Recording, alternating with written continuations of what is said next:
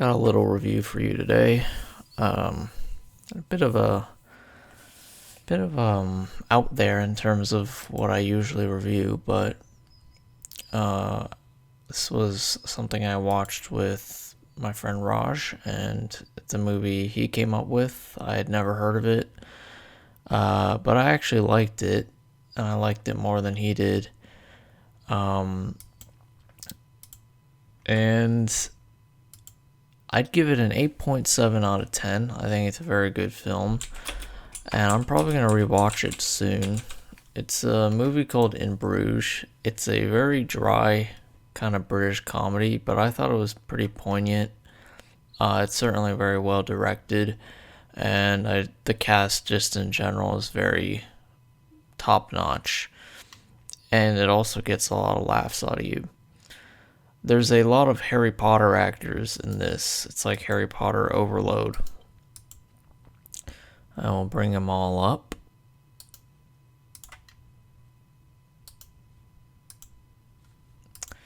Mad Eye Moody. Let's see if there's a picture of Mad Eye.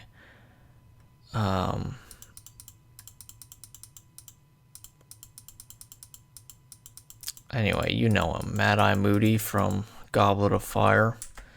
Very great actor, Brendan Gleeson. This guy is a smaller role and you can't really identify him as much, but he was Aberforth Dumbledore from the 8th film. Obviously, this is Voldemort. Ray Fiennes is his name. And she's aged quite badly, but she was Fleur Delacour from Harry Potter number 4 and Deathly Hallows Part 1 and 2, I believe, at the beginning, right? But yeah, so there are 4 Harry Potter actors. I don't think there's another one, but maybe there is. So let's get into the film. It's a pretty simple concept for the film. I'm not going to read this entire thing because I don't think that's really how I want to do this review, because it's kind of a more simple movie that's more great or very good in execution rather than the actual concept of the story. But it's a simple thing, like 2 partners slash friends in like the crime world of England. I think they like kill priests basically. For some reason, I can't really remember exactly what it is, but he was sent to kill a priest and he accidentally killed a child in a pretty brutal way, and like his head was like, splooged all over like the pulpit and stuff, and it was very graphic. And this is not clear, but it's revealed as you go through the film, and we gradually see more and more of Ray, played by Colin Farrell, who's kind of like the funny man, but also the kind of depressed character. And then Brendan Gleeson is like the older mentor that's been in the crime scene, or not the crime scene, but like the crime industry in England, like for his whole life. But Ray is like the younger kid, and he relies on Ken for advice and all that. And basically they're sent to Bruges in Belgium, which is like some random town, to like, cool off and like get the heat off them. If you've played like GTA and stuff, you'll see this. It's kind of a bit of a archetype or cliche, but and not in a bad way. And then Ken and Ray are like totally different. Ken is like really into like seeing the city and all that, but Ray just wants to like go to clubs and just have some fun. He's not really interested in doing normal stuff. No, that's not right. He's not interested in doing like tourist stuff. And yeah, so the film goes on. He meets this girl, and there's some great chemistry. The girl is Chloe, played by Fleur Delacour's actor Clemence Posey. And yeah, the relationship goes and heats up a bit. And what happens is like her former boyfriend comes over and like attempts to rob them because that's what they do to tourists. And there's a funny scene where Ray's like, I knew it. I knew a girl like you would never go out with a guy like me. Like he's basically saying that he's like not worthy. But she's like, no, no, no, I'm serious. I wasn't going to rob you. He just showed up. And he's like basically jealous or whatever. And yeah, as the film goes on, you get more and more indication of like what's going on in Bruges. He's supposed to make a call to his boss, Ken, and Ken does this while Ray's out at the restaurant with the girl or whatever. And basically, Harry, played by Ray Fiennes, orders Ken to kill Ray on the principle that killing a child, even accidentally, is unforgivable. Harry makes it clear that Ken must kill Ray because Ray killed the boy, accidentally or not. Ken does not want to do this, knowing full well how stricken Ray is and feeling like Ray can redeem himself. Harry informs Ken that since they were sent to Bruges without weapons, arrangements have been made for a gun to be picked up. So this is definitely like a big problem for Ken. Like he does not want to kill Ray, who's kind of like a younger, almost like a younger son, and it's like his friend. Although I don't think they're like really good friends, but I think they're certainly friends. And so Ken is kind of like almost like a knight or a knightly criminal, and he kind of has like an honor code and he doesn't want to do this, but he goes and picks up the gun and he sees a suicide note from Ray saying he went to the park so the owner wouldn't have to clean up the mess. Wait, does that happen before? I don't remember him reading that before he goes to the park. Anyway, he goes to the park. Oh, you know what? I think it's not clear that it's a suicide note at the time. Yeah, that's what it is. He doesn't know he's going to kill himself. So then he goes to the park, resolves to kill him, and he sees that Ray picks up a gun and is about to shoot himself. And then, like, Ken's like, what are you doing?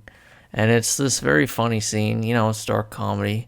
In my opinion, you can make fun of anything, including suicide. So there's this funny scene that's quite dark where he's about to kill himself, but Ken is like, what are you doing? You can't do that. And then he's also holding a gun. So Ray's like, Harry told you to kill me. And like, why do you care? And it sets up this really compelling arc where, you know, was Ken going to kill him or not? Would he have followed through? And also, I like that he's not willing to kill him, knowing that, you know, Ray is really guilty about accidentally killing this kid, and he has like a soul, and he has guilt, and he almost has like a pure soul, even though he, you know, murdered someone. But like, he was so guilty about killing someone else, a child, that he resolved to end it. And it's just very compelling, and it sets up a very good sort of arc for Ken and for Ray. And Ray basically is put on a train by Ken and says, like, get out of here and go restart, make a new life. And then, like, Ken tells Harry, and then Harry comes to kill Ken.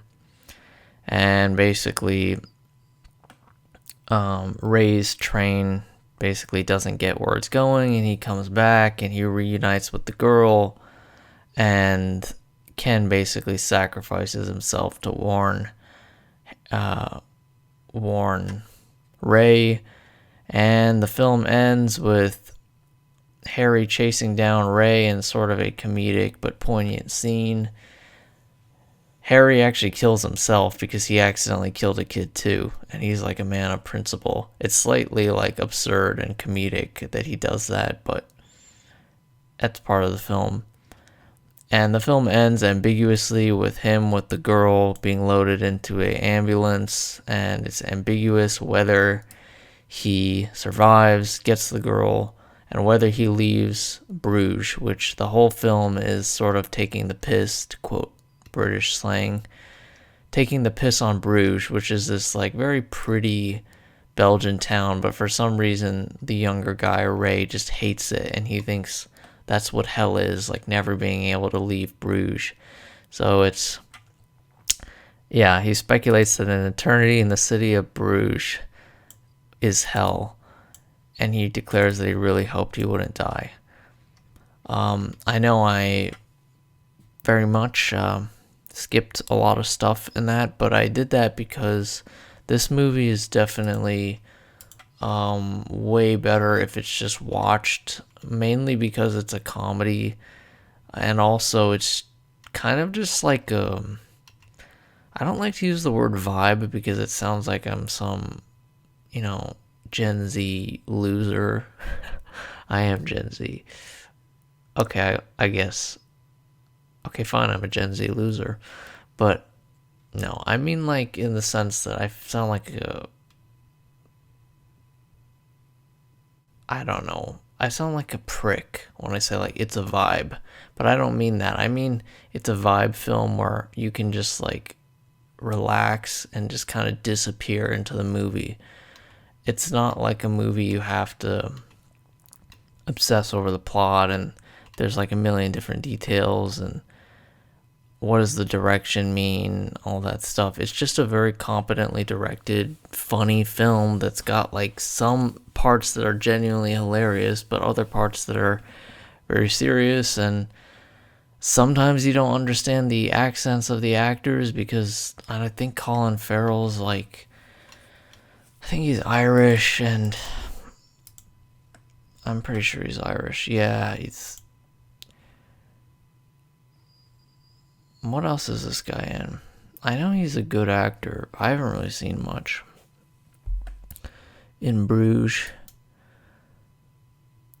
Yeah, nothing I've really seen. Yeah, Colin Farrell's Irish, and I'm pretty sure so is Brendan Gleeson. Yeah, they're both Irish. And here's the town, by the way. As you can see, it's a very pretty, European town. Nothing like crazy, nothing special, but pretty. It's not like a famous town or anything. So they like go around like the sea, and they kind of take the canals on a boat, and it's very immersive and calming, but funny throughout, poignant. I just thought it was a really good film.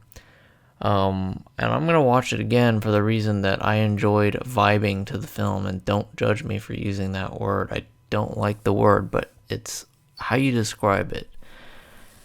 And yeah, I want to keep this review short, but I recommend In Bruges, and maybe that's what hell is, an eternity in the city of Bruges. Saucy Boy out.